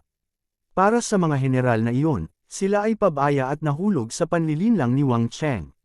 Nagpadala sila ng mga tao upang tanggapin ang pagsuko ng hukbo ni Wang Cheng. Gayunpaman, ang hukbong iyon ay tinambangan sa daan. Ang mga taong tumambangan sa kanila ay mga tauhan ni Wang Cheng. Ang resultang ito ay natural na ikinagalit ng mga general. Mabilis silang nagpadala ng hukbo upang umatake, na gustong ganap na sugpuin ang hukbo ni Wang Cheng. Gayunpaman, nang ang pangunahing hukbo ng korte ng imperial ay umalis sa lungsod, ang mga taong ipinadala ni Wang Cheng upang makipag-ayos ay nagtakda na ng isang ambas sa lungsod.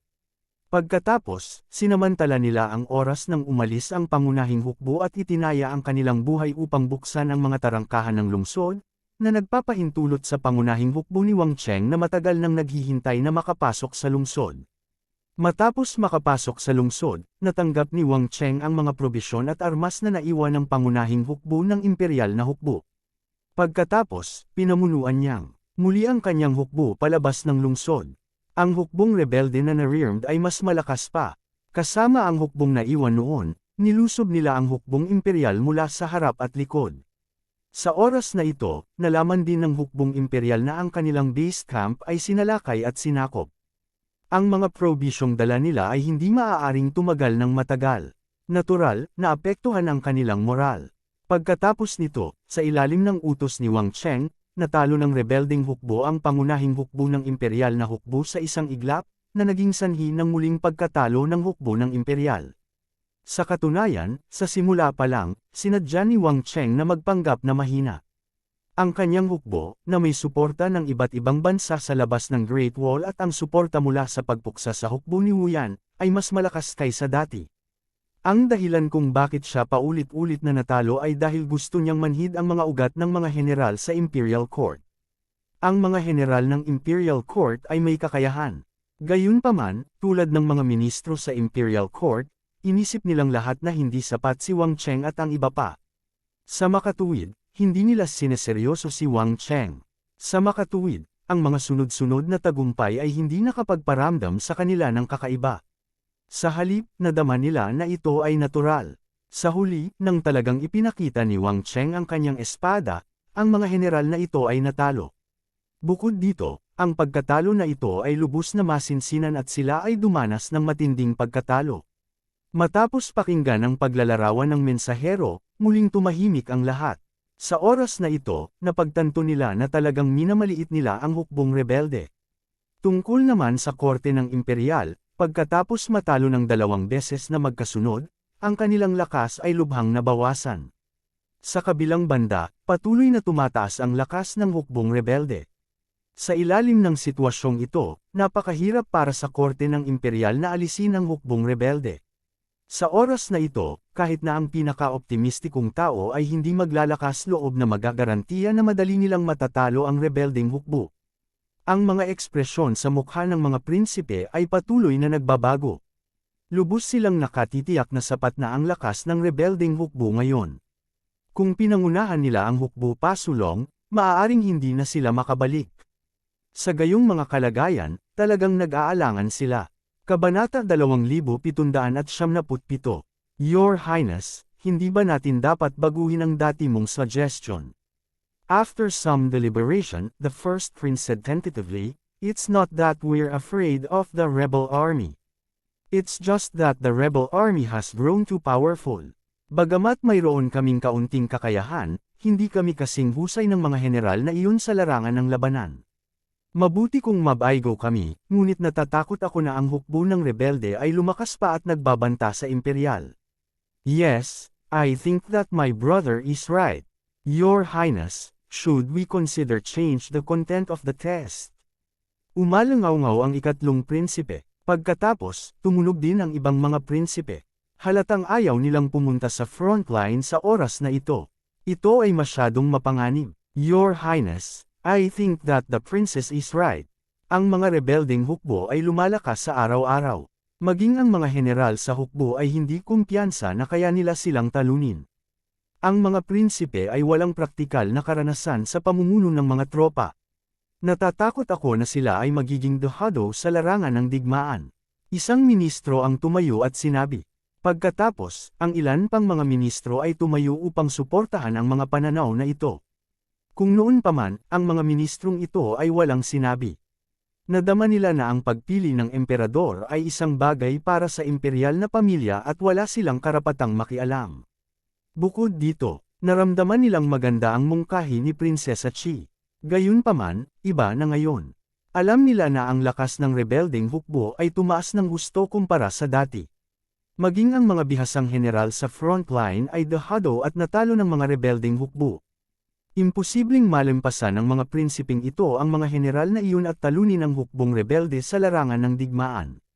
Kung ito ay anumang iba pang pagsubok at ang mga prinsipe ay nabigo, hindi ito magiging isang malaking bagay. Sa pinakamasama, maaari lang nilang subukan muli. Gayunpaman, iba ang ganitong uri ng labanan. Una sa lahat, ang kaligtasan ng mga prinsipe ay isang napakalaking problema. Kung may nangyari, malalagay sa panganib ang buhay nila. Pangalawa, walang gaanong karanasan ng mga prinsipe. Ang posibilidad ng pagkabigo ay napakataas. Kapag sila ay nabigo, sila ay magpopondo sa pagpapaunlad ng hukbong rebelde. Kasabay nito, lalong masisira ang lakas ng korte ng imperial. Isa itong napakalaking banta at maaari pang magbanta sa imperyo ng dinastiyang Lu at sa kanilang mga posisyon. Kaya naman ang lahat ng mga ministro ay tumayo at sumang-ayon sa mga prinsipe. Siyempre, walang mali sa mungkahi ni Prinsesa Chi. Gayunpaman, walang inaasahan na ang lakas ng rebelding hukbo ay lalago ng ganoon kabilis. Hindi na kayang mabaigo ang Imperial Court. Kung sila ay mabaigo muli, ang Imperial Court ay nasa tunay na panganib. Si Prinsesa Chi, na medyo nag-aalangan na, ay lalong nag-alinlangan matapos marinig ang mga salita ng mga prinsipe at ministro. Ang mga alalahanin ng mga prinsipe at mga ministro ay ang kanyang mga alalahanin. Nag-aalala siya sa kaligtasan ng mga prinsipe at sa bansa ng dakilang dinastiyang Lu. Ngayong nakita niyang nag-aalala rin ang mga prinsipe at ministro, lalo siyang nag-alala. Kung ganoon ang kaso, kung gayon. Sa huli, nagpasya si Prinsesa Chi na baguhin ang nilalaman ng pagsusulit dahil sa kanyang sariling mga alalahanin at iba pang mga mungkahi. Gayunpaman, sa sandaling ito, si Huang Feng, na nakatayo sa tabi niya, ay bahagyang umiling sa kanya, na nagpapahiwatig na hindi niya dapat baguhin ang nilalaman ng pagsusulit. Sinundan ni Huang Feng si Prinsesa Chi sa pagliligawan sa pagkakataong ito. Gayunpaman, nagbalat kayo siya bilang isang eunuch at tumayo sa tabi ni Prinsesa Chi nang hindi bumibigkas ng kahit isang salita. Sa makatuwid, walang nakapansin ng anumang mali bago ito. Ang dahilan kung bakit siya sinundan ni Huang Feng ay natural dahil alam ni Prinsesa Chi na ang usapin ngayon ay napakahalaga. Natatakot siya na hindi niya kakayanin ang sitwasyon, kaya hiniling niya kay Huang Feng na sundan siya. Si Prinsesa Chi, na magbabago na sana ng kanyang mga salita, ay tumigil nang makita niya ang senyales ni Huang Feng. Natigilan lang siya saglit bago siya nagdesisyon. Hindi magbabago ang nilalaman ng pagsusulit, patuloy ni Prinsesa Chi. Nagpatuloy si Princess Chi. Noong una, inakala ng karamihan na magbabago ang isip ni Prinsesa Chi. Hindi nila inaasahan na ipipilit niya talaga. Kanina, nakikita ng lahat ang pag-aalinlangan sa mukha ni Prinsesa Chi. Kaya, lubos silang nagtitiwala na magbabago ang isip ni Prinsesa Chi. Gayunpaman, sa sorpresa ng lahat, nagbago lang ang isip ni Prinsesa Chi sa kalagitnaan bago siya umatras. Sa pagkakataong ito, pipiliin natin ang emperor ng dakilang dinastiyang Lu. Bilang isang emperador, kailangan mong mag-isip para sa buong dakilang dinastiyang Lu at sa mga tao ng dakilang dinastiyang Lu.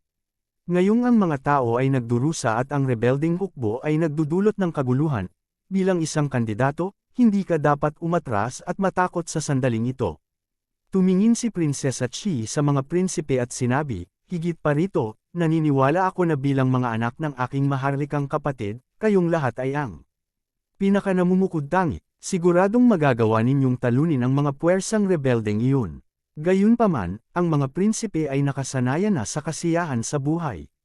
Paano sila magiging handa na makipagsapalaran sa sandaling ito? Sa makatuwid, karamihan sa kanila ay takot na takot pa rin at hindi natinag sa mga salita ni Prinsesa Chi. Siyempre, naiintindihan ko na lahat kayo ay may kanya-kanyang alalahanin. Sinabi ni Prinsesa Chi, pinapayagan kitang sumuko sa pagsubok na ito. Ang mga sumuko ay hindi kailangang pangunahan ng hukbo sa mga frontline at maaaring manatili sa kabisera ng imperial. Siyempre, mawawalan ka rin ng karapatang lumaban para sa trono. Bakas sa mukha ng mga prinsipe ang pag-aalinlangan. Napakalinaw ng mga salita ni Prinsesa Chi. Kung gusto nilang lumaban para sa trono, dapat nilang pamunuan ang hukbo sa mga frontline. Siyempre, maaari nilang piliin na huwag pumunta, ngunit dapat nilang isuko ang trono. Ito ay naging sanhi ng mga prinsipe na mahulog sa isang dilema. Hindi nila alam kung paano pumili. Ano, bakit napaka-wishy-washy mo? Maaari kang pumili ayon sa gusto mo. Sabi ni Princess Chi, Your Highness, hindi ba ito masyadong nagmamadali? Tanong ng isang ministro. Malinaw, hindi nila nais na ilagay ang kapalaran ng dakilang dinastiyang Lu sa mga kamay ng mga prinsipeng ito na hindi pa nakarating sa larangan ng digmaan. Isang halimbawa si Wu Yan. Siya ay talagang napakalakas bilang isang opisyal ngunit noong siya ay nasa larangan ng digmaan, siya ay isang buhay na baguhan. Sa huli, nakaranas siya ng matinding pagkatalo. Ngayon, hindi kayang matalo ng dakilang dinastiyang Lu. Sa makatuwid, ang pagpapadala ng mga prinsipe sa mga frontline sa sandaling ito ay isang biro lamang. Gayunpaman, pinatibay ni Prinsesa Chi ang kanyang puso. Umiling siya at sinabing, hindi, kung gusto mong maging emperador, dapat mong maranasan ang pinakamahirap na hamon. Kung hindi, paano mo makukumbansi ang lahat? Sa sandaling ito, walang masabi ang mga prinsipe. Dahil sinabi ni Prinsesa Chi, kung tutol pa rin sila, tila sila ay walang kakayahan at duwag. Gayunpaman, pagkatapos mag-alinlangan ng ilang sandali, ang ilang mga prinsipe ay nagkusa na tumanggi. Siyempre, hindi nila sasabihin na natatakot sila. Sa halip, sinabi nila na natatakot sila na magkamali sila at hayaan silang talunin sila ng hukbo. Ito ay magiging sanhi ng pagkasira ng lakas ng korte ng imperial at pagbabanta sa bansa. Kung nangyari iyon, hahatulan sila ng walang hanggan. Sa sandaling ito, mas mabuting hayaan na ang mga propesyonal. Karamihan sa mga prinsipeng naruroon ay piniling sumuko. Sa huli, tanging ang panganay na prinsipe, ang pangatlong prinsipe, at ang ikawalong prinsipe ang walang sinabi. Gayunpaman, ang tatlo sa kanila ay may pag-aalinlangan sa kanilang mga mukha. Malinaw, walang sinuman ang nangahas na garantiya na hindi sila magkakaroon ng anumang mga problema. Kabanata 2778. Ano sa tingin niyong tatlo? Kinakabahang tumingin si Prinsesa Chi sa natitirang tatlong prinsipe na hindi pa nakapagpahayag ng kanilang mga pananaw. Bagamat sinunod ni Prinsesa Chi ang mga tagubilin ni Huang Feng at nagpatuloy sa pagtatasa, hindi niya minamaliit ang mga prinsipe na piniling sumuko. Sa katunayan, hindi niya talaga nais na ang mga prinsipe ay kumuha ng panganib. Gayunpaman, dahil ang pagtatasa ay magpapatuloy, natural siyang umaasa na may mga prinsipe na nagpahayag ng kanilang pagpayag na tanggapin ang pagtatasa. Kung hindi, kung lahat sila ay sumuko, hindi ba ito magpapakita na ang kanyang mungkahi ay hindi sapat? Ito ay lalo na para sa ikawalong prinsipe. Mataas ang tingin sa kanya ni Prinsesa Chi at umaasa na makakaakyat siya sa trono. Kung pipiliin man niyang sumuko, madidismaya si Prinsesa Chi. Nag-aalangan pa ang tatlong prinsipe. Nang maisip ng lahat na pipiliin nilang sumuko, biglang tumayo ang ikawalong prinsipe at sinabing, handa akong tanggapin ang pagtatasa na ito. Nagulat ang lahat, kabilang ang unang prinsipe at ikatlong prinsipe na hindi pa nakapagpahayag ng kanilang mga pananaw. Nagtatakang tumingin sila sa 8th Prince, hindi alam kung bakit niya sasabihin iyon. Sa katunayan, ang ikawalong prinsipe ay gumawa ng desisyong ito ng may mga ngipin. Siyempre, tulad ng ibang mga prinsipe, natatakot siyang pumunta sa larangan ng digmaan. Gayunpaman, wala siyang masyadong pagpipilian. Kung pipiliin niyang sumuko, posibleng tuluyan na siyang magpaalam sa trono. Para sa kapakanan ng prinsipe na iyon, pinili niyang ibigay ang lahat. Alam ng ikawalong prinsipe na kung sumuko man siya, malamang nasusuko rin ang unang prinsipe at ikatlong prinsipe. Kung iyon ang kaso, wala nang magagawa si Prinsesa Chi kundi pumili ng isa pang pagsubok. Gayunpaman, ang 8th Prince ay hindi masyadong kumpiyansa sa iba pang mga pagsubok dahil ang kanyang posisyon sa Imperial Court at ang Imperial Palace ay hindi may kukumpara sa iba pang mga prinsipe. Sa sandaling pumili si Princess Chi ng isa pang pagsubok, malamang na matatalo siya sa kompetisyon. Kung iyon ang kaso, kailangan niyang magpaalam sa trono ng tuluyan. Bilang karagdagan, may isa pang dahilan para gawin ito ng 8th Prince, at iyon ay ang umaasam na tingin sa mga mata ni Prinsesa Chi. Dati, labis ang pasasalamat ng ikawalong prinsipe kay Prinsesa Chi sa pagpili sa kanya upang magmana ng trono. Nang tumingin sa kanya si Prinsesa Chi na may naghihintay na tingin, uminit ang puso ng ikawalong prinsipe at ginawa niya ang desisyong ito. Bagamat siya ay bahagyang nagsisipag katapos gawin ang desisyong ito, nang makita niya ang nasisiyahang tingin sa mga mata ni Prinsesa Chi, naramdaman ng ikawalong prinsipe na ginawa niya ang tamang pagpili. Ito ay maituturing bilang pagbabalik ko sa tiwala niya sa akin. Napaisip ang ikawalong prinsipe. Old 8, balak mo ba talagang pumunta sa front lines? Tila hindi makapaniwala ang unang prinsipe. Hindi masama, dahil nagawa na niya ang kanyang desisyon, wala nang paraan ang ikawalong prinsipe. Matigas niyang sinabi, sa tingin ko ay may kabuluhan ang sinabi ng kataas-taasan. Ang pagpuksa sa hukbong rebelde ay isang bagay na dapat gawin ng bawat tao ng dinastiyang Dalu. Lalo na tayong mga prinsipe, dapat tayong magpakita ng halimbawa at manguna. Kahit walang kompetisyon, handa pa rin akong pumunta sa front lines. Ang mga salita ng ikawalong prinsipe ay nag-iwan ng magandang impresyon sa puso ng mga ministro. Anuman ang sabihin, ang ikawalong prinsipe ay may ganitong uri ng puso, ganitong uri ng lakas ng loob. Ito ay napakabihirang, lalo na kung ikukumpara sa pag-aalinlangan ng ibang mga prinsipe, ito ay mas mahalaga. Nakita ng unang prinsipe at pangatlong prinsipe ang nasisiyahang ekspresyon sa mga mukha ng mga ministro at agad na naramdaman na may mali. Sa oras na ito, kung hindi nila ipahayag ang kanilang paninindigan, natatakot sila na sa huli, ang lahat ng mga ministro ay tatayo sa panig ng ikawalong prinsipe. Handa rin akong pamunuan ng hukbo sa mga frontline at lipulin ang mga rebelde. Ipinahayag ng unang prinsipe, ako din, kung hindi ko lipulin ang mga rebeldeng iyon, hindi ako babalik sa korte. Ang ikatlong prinsipe ay mabilis na nagpahayag ng kanyang paninindigan. Pagkatapos sabihin iyon, pareho silang tumingin sa ikawalong prinsipe na may hinanakit na mga tingin, sinisisi siya sa kanilang mga puso. Maging ang ibang mga prinsipe ay may katulad na mga tingin.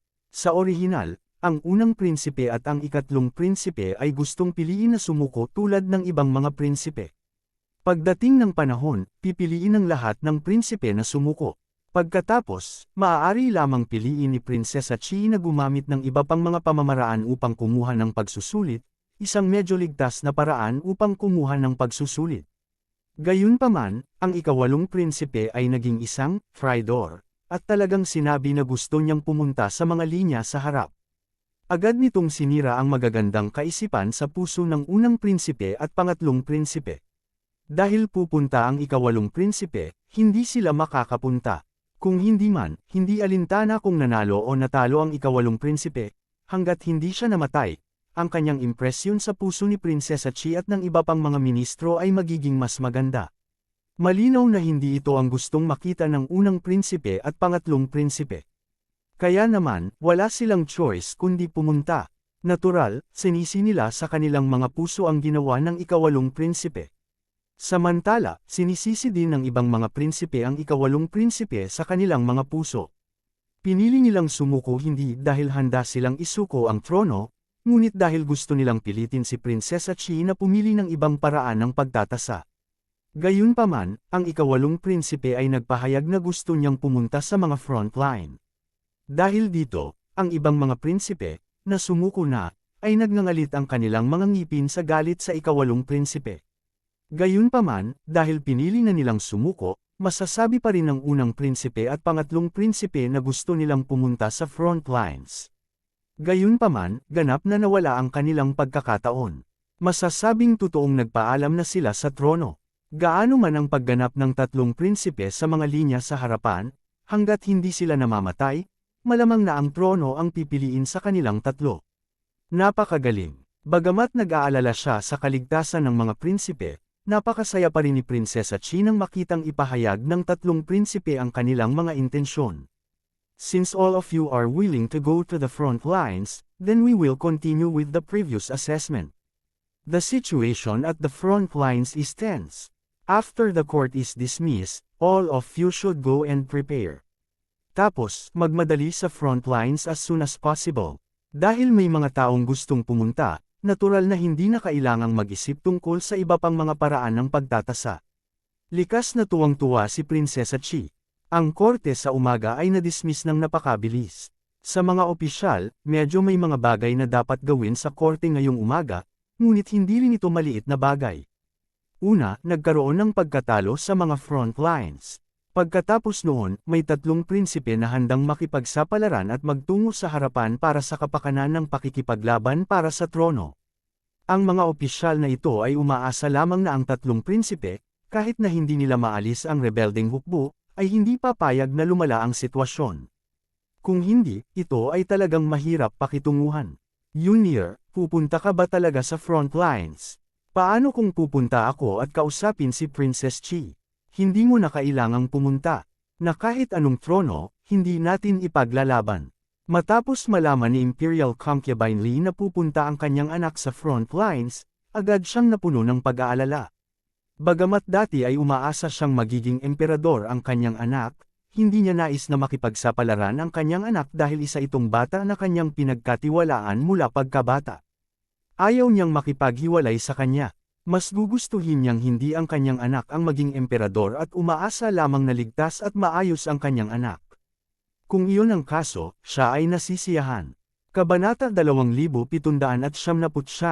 Bilang imperial concubine na si Li, na nakatira sa palasyo ng imperial, kahit na siya ay maituturing na walang malasakit sa nakaraan, siya ay naapektuhan ng kanyang kapaligiran. Hindi maiiwasan na magkaroon siya ng ilang pagnanais para sa kapangyarihan. Iyon ang dahilan kung bakit dati ay umaasa siya na maaari siyang maging Empress Dowager at ang kanyang sariling anak ay maaaring maging emperador. Gayon, ang mag-ina ay magkakaroon ng mas magandang araw sa loob ng palasyo, at hindi sila mabubuli o minamaliit. Ngunit nang ang pagnanais na ito para sa kapangyarihan ay nauugnay sa buhay ng kanyang sariling anak, pinili pa rin ni Imperial Concubine Li ang kanyang sariling anak ng walang pag-aalinlangan. Mas gugustuhin niyang magpatuloy na mamuhay tulad ng dati. Mas gugustuhin niyang hindi maging Empress Dowager at ang sarili niyang anak ay hindi ang emperador.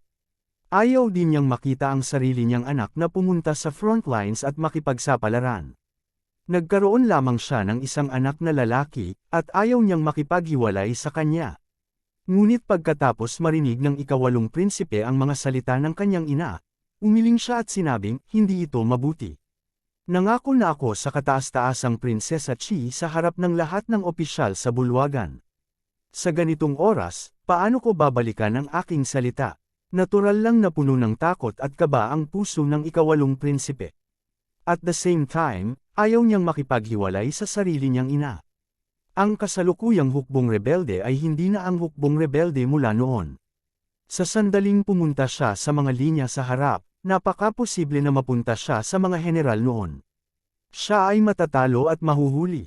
Ngunit dahil nakapili na siya, hindi binalak ng ikawalong prinsipe na pagsisihan ito. Sa orihinal, dapat ay wala siyang kapalaran sa trono. Ngayon, gayunpaman, dahil kay Prinsesa Chi, nagkaroon siya ng pagkakataon. Ayaw niyang palampasin ang pagkakataong ito. Gusto niyang subukan ito. Maaari kang pumunta at hanapin si Prinsesa Chi at sabihin na gusto mong sumuko sa trono, hindi ba ayos lang iyon? Kung gusto ng iba na magchismis, hayaan mo na lang sila. Sabi ni Imperial Concubine Li, mas gugustuhin pa niyang makinig sa mga chismis na iyon kaysa makitang nakikipagsapalaran ang sariling anak. Bukod dito, sa paglipas ng mga taon sa palasyo ng imperial, hindi siya nakarinig ng chismis. Gayun din, upang mabuhay sa palasyo ng imperial, walang problema sa ganitong uri ng pag-uugali, at hindi niya pinapansin ang mga chismis na iyon. Kung talagang hindi maganda, sabihin mo lang na may sakit ako at mananatili ka para alagaan ako. Sabi ni Imperial Concubine Li. Para sa kaligtasan ng kanyang sariling anak, ang Imperial Concubine na si Li ay handang magsinungaling. Nakita ng ikawalong prinsipe na labis na nag-aalala ang kanyang ina sa kanya. Pareho siyang natuwa at naantig. Kung maaari, tiyak na gusto niyang manatili at samahan ang kanyang ina. Gayunpaman, alam niyang kailangan niyang lumaban sa pagkakataong ito. Para sa kinabukasan ng kanyang ina at ng kanyang sarili, kailangan niyang lumaban sa pagkakataong ito. Kahit na may tunay na panganib, hindi siya maaaring umatras. Inay, huwag kang mag-alala. Kahit na pumunta ako sa front lines, walang mangyayari sa akin. Isa akong prinsipe. Ang pakikipaglaban at pagpatay sa mga kaaway ay hindi ko magagawa. At most, I will be in the camp giving order. Walang mangyayari sa akin. Inaliw ng ikawalong prinsipe ang kanyang ina. Hindi rin ligtas iyon. Umiling ang Imperial Concubine Li at nagsabi, nabalitaan ko na ang mga kampo na itinayo noon ng hukbo ay nawasak lahat ng rebelding hukbo. Kahit na manatili ka sa kampo at hindi pumunta sa larangan ng digmaan upang patayin ang kalaban, hindi ito magiging ligtas. Sino ang nakakaalam kung babalik pa ang hukbong rebelde? Ang mga alalahanin ni Imperial Concubine Li ay malinaw na hindi walang dahilan. Dati, kapag hindi ganoon kalakas ang hukbo ng mga rebelde, nakakalibot sila sa harapan at nasira ang base ng hukbo ng korte. Ngayon, gayunpaman, pagkatapos ng isang malaking tagumpay, ang rebelding hukbo ay naging mas malakas. Kung muli nilang sasalakayin ang base, tiyak na hindi ito kakayanin ng hukbo ng korte. Ayos lang, masyado silang pabaya noon at minamaliit ang kalaban. Kaya nangyari yun. Don't worry, hindi ko mamaliitin ang kalaban, at walang mangyayari. Inaliw siya ng ikawalong prinsipe. Sa totoo lang, walang gaanong tiwala ang ikawalong prinsipe. Kung sinabing hindi minamaliit ng hukbo ng korte ang kalaban, nagawa nilang talunin ang hukbong rebelde. Ngunit ngayon, ang hukbo ng mga rebelde ay naging mas malakas, habang ang kanilang panig ay naging mas mahina. Kahit na hindi nila maliitin ang kalaban, maaaring hindi nila talaga kayang talunin sila. Malinaw na hindi sasabihin ng ikawalong prinsipe sa kanyang ina ang ganitong uri ng pag-aalala. Nag-aalala na ang kanyang ina sa kanya. Wala siyang masabi na mas lalong mag-aalala sa kanya. Gayunpaman, ang imperial concubine na si Li ay hindi natinag sa mga salita ng ikawalong prinsipe. Patuloy niyang pinayuhan ang ikawalong prinsipe na may nag-aalalang ekspresyon na sumuko sa laban na ito.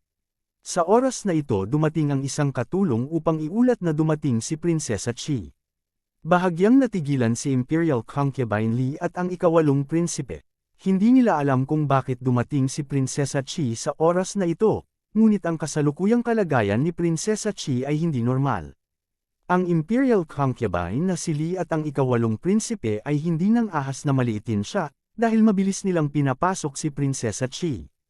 Lalo na ito para kay imperial concubine Li, dahil iniisip na niya kung paano sasabihin kay Prinsesa Qi ang tungkol sa ikawalong prinsipe. Dumating si Prinsesa Qi sa tamang oras. Saglit, sasabihin ko sa kanya na may sakit ako at umaasa na maaari kang manatili at alagaan ako. Sabi ni Imperial Concubine Li. Inay, paano naman magiging ganito? Hindi ba ito nagsisinungaling kay Prinsesa Qi? Medyo hindi nasiyahan ang ikawalong prinsipe. Kung ito ay isang kasinungalingan, kung gayon ito ay isang kasinungalingan. Ito ay mas mabuti kaysa sa pagpunta mo sa larangan ng digmaan at ipagsapalaran ang iyong buhay. Pagkatapos ng bagay na ito, ako ay hihingi ng tawad kay Prinsesa Qi. Sabi ni Imperial Concubine Li. Hindi ako pumapayag. Sabi ng ikawalong prinsipe. May gusto pang sabihin ang Imperial Concubine Li, ngunit sa oras na ito, pumasok na si Prinsesa Qi sa ilalim ng gabay ng isang katulong. Hindi maganda para sa Imperial Concubine Li na magsabi ng kahit ano. Welcome, Your Highness Princess Qi. Mabilis na sumaludo si Imperial Concubine Li at ang ikawalong prinsipe. Normally speaking, sa Imperial Palace, ang Imperial Concubine Li at ang status ng ikawalong prinsipe ay hindi mas mababa kaysa kay Prinsesa Qi. Hindi na kailangang maging magalang sila kay Prinsesa Qi, ngunit kasalukuyang may malaking kapangyarihan si Prinsesa Qi.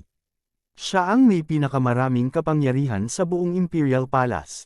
Not to mention Imperial Concubine Li and the 8th Prince, even the others will need to respectfully salute her kapag nakita nila siya. There's no need to be so polite. Baka bumangon kayong lahat, sabi ni Princess Qi. Pagkatapos nito, umupo siya sa tabi ng Imperial Concubine Li at sinabi sa kanya, malapit nang pumunta si Yunil sa larangan ng digmaan. Hindi naman ako masisisi ng nakatatandang kapatid sa pagpapadala sa kanya sa larangan ng digmaan, tama ba? Magsasalita pa sana ako tungkol sa bagay na ito.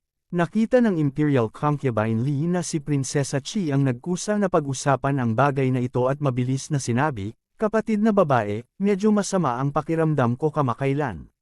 Sana ay manatili si Yunir at alagaan ako. Hindi siya pupunta sa larangan ng digmaan. Pasensya na, talaga, ina, sigaw ng ikawalong prinsipe, ngunit sinaman lang siya ng tingin ni Imperial Concubine Li at hindi siya pinansin.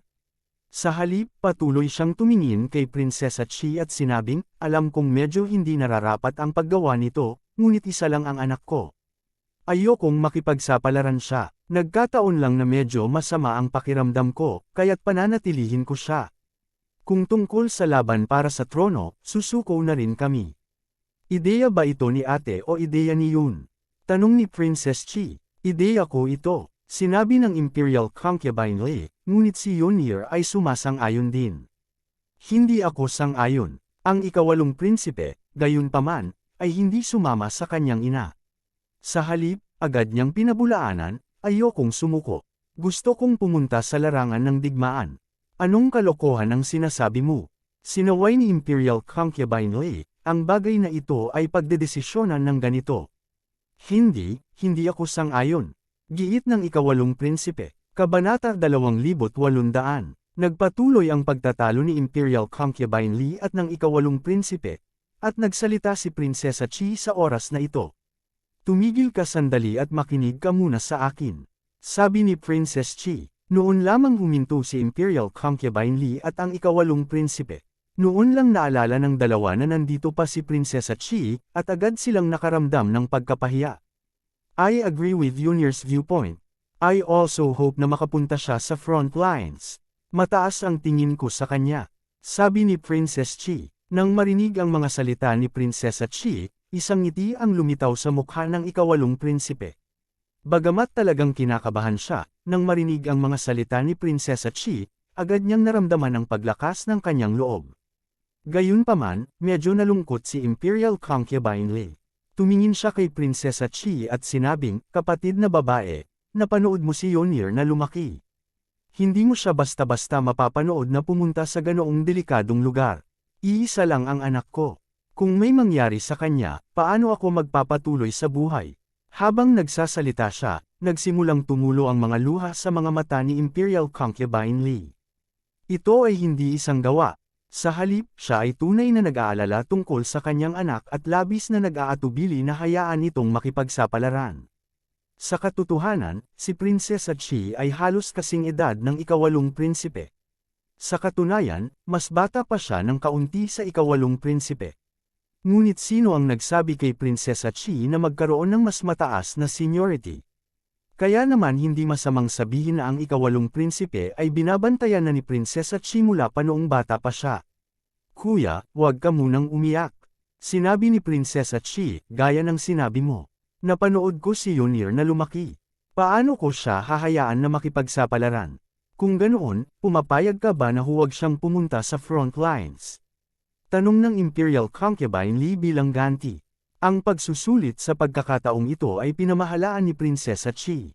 Kung sinabi niya na ang ikawalong prinsipe ay hindi kailangang pumunta, kung gayon natural na hindi na kailangan para sa kanya na pumunta.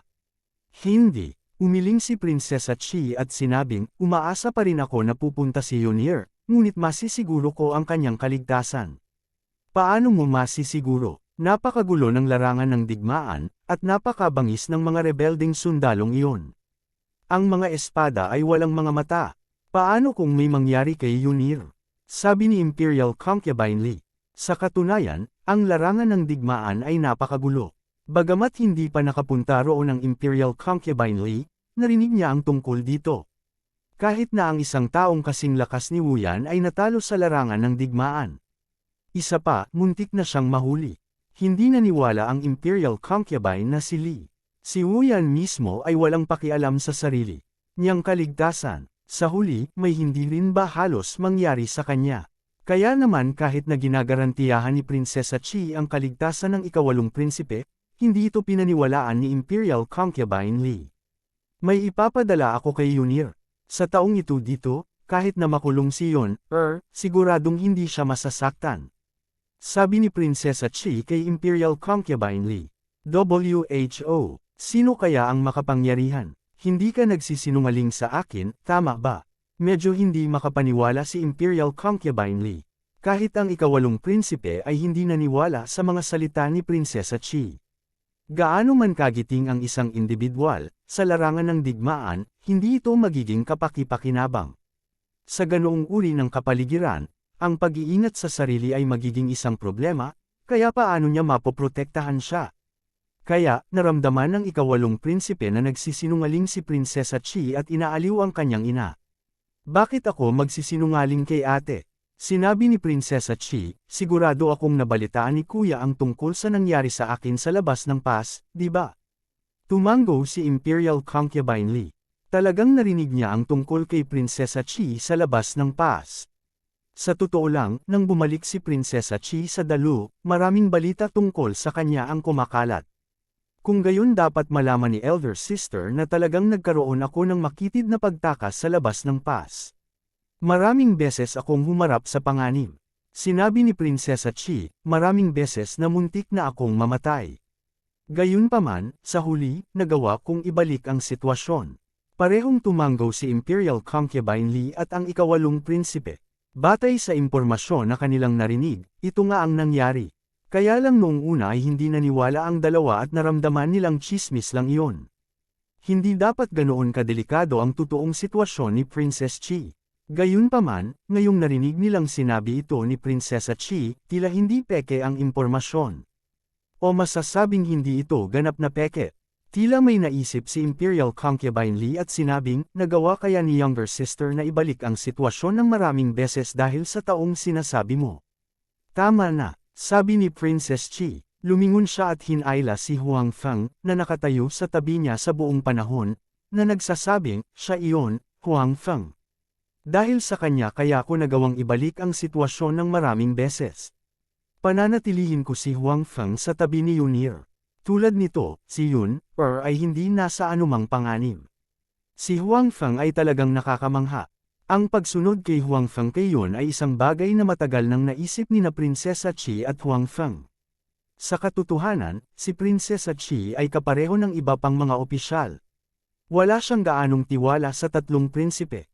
Kahit na ito ang ikawalong prinsipe na lubos niyang pinag-isipan, wala siyang gaanong tiwala sa kanya. Pagkatapos ng lahat, ang mga prinsipeng ito ay karaniwang naninirahan sa palasyo ng imperial at walang anumang karanasan sa pamumuno sa mga tropa sa labanan. Mabuti sana kung ang hukbong rebelde ay hindi makatiis ng kahit isang suntok. Sa katapangan ng hukbo at karanasan ng mga general, kahit na walang kakayahan ang tatlong prinsipe sa pag-utos, sila pa rin ang mananalo sa huli. Gayunpaman, ang hukbong rebelde ay malinaw na hindi na isang nagkakagulong mandurumog. At least, hindi na sila isa. Tiyak na hindi nagkataon na nagawa nilang talunin ang hukbo ng korte ng imperial ng 2 beses na magkasunod. Higit pa rito, ang kanilang kasalukuyang lakas ay mas malakas kaysa dati. Sa ganitong uri ng sitwasyon, magiging napakahirap para sa tatlong walang karanasang prinsipe na pamunuan ang mga tropa upang talunin ang hukbong rebelde. Noong una, binalak ni Prinsesa Chi na baguhin ang nilalaman ng pagtatasa. Gayunpaman, dahil sa intensyon ni Huang Feng, pinili niyang magpumilit. Pagkatapos ng insidente, nangako rin sa kanya si Huang Feng na masisiguro niya ang kaligtasan ng tatlong prinsipe. Bilang karagdagan, maaari niyang tulungan ang ikawalong prinsipe na manalo sa kompetisyon. Sa pangako ni Huang Feng, natural na walang dapat ipag-alala si Prinsesa Chi. Siya ay matatag na naniniwala kay Huang Feng. Kung sinabi ni Huang Feng na magiging maayos ang tatlong prinsipe, magiging maayos din sila. Kung sinabi ni Huang Feng na matutulungan niya ang ikawalong prinsipe na manalo sa kompetisyon, tiyak na mananalo ang ikawalong prinsipe. Sa ganitong uri ng sitwasyon, paano magiging handa si Prinsesa Chi na panuulin ang ikawalong prinsipe na sumuko? Bukod dito, hindi sumuko ang ikawalong prinsipe. Sa halip, si Imperial Concubine Li ang piniling sumuko dahil nag-aalala siya sa kaligtasan ng ikawalong prinsipe. Ito ay mas hindi katanggap-tanggap. Ganyan ba talaga siya kalakas? Si Imperial Concubine Li at ang ikawalong prinsipe ay parehong tumingin kay Huang Feng at nagtanong. Dati, hindi nila pinapansin si Huang Feng. Nang makita siya sa tabi ni Prinsesa Chi, itinuring lamang nila siyang isang ordinaryong gwardya. Ngayon, tila hindi ito ang kaso. Oo naman, kumpiyansa na sinabi ni Prinsesa Chi, kung hindi dahil sa kanya, namatay na ako sa labas ng pass. Paano kaya ako nakabalik? Higit pa rito, nahuli rin niya si Wu Yan. Panipi, nahuli niya si Wu Yan. Parehong nagulat si Imperial Concubine Li at ang ikawalong prinsipe.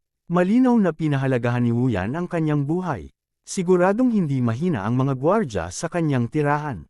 Sa ganoong mahigpit na binabantayang lugar, talagang nahuli ni Huang Feng si Wu Yan at nailabas siya sa isang piraso. Talagang hindi ito isang bagay na kayang gawin ng isang ordinaryong tao. Dati, maraming tao ang nanghuhula kung sino ang nakahuli kay Wu Yan. Gayunpaman, hindi nila akalain na ito pala ang binatang kaharap nila. Itong binata na mukhang ordinaryo. Gayunpaman, kung totoo ang sinabi ni Prinsesa Chi, talagang napakalakas ng Huang Feng na ito. Sa kanyang pagprotekta sa ikawalong prinsipe, natural na walang anumang problema.